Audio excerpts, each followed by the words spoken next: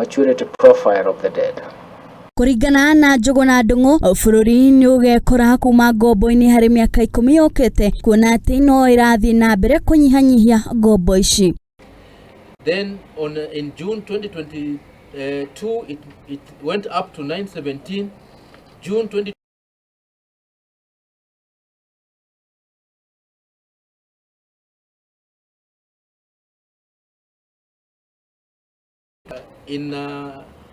as a result of the liability management, it will come down by the amount that we have done, the $1.5.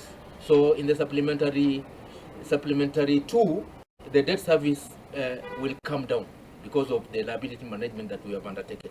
Ni undu wekiha kuona ati bururi ni uritwo ni aigithia aingi magitigira ngombo iria bururi uri nacio. O ni kuringana na Minista uyu wa kigina Njuguna Ndung'u.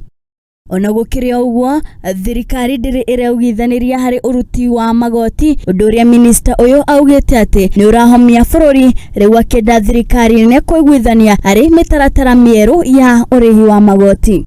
This and resolve this through the market, and the market was quite clear. And for us to get the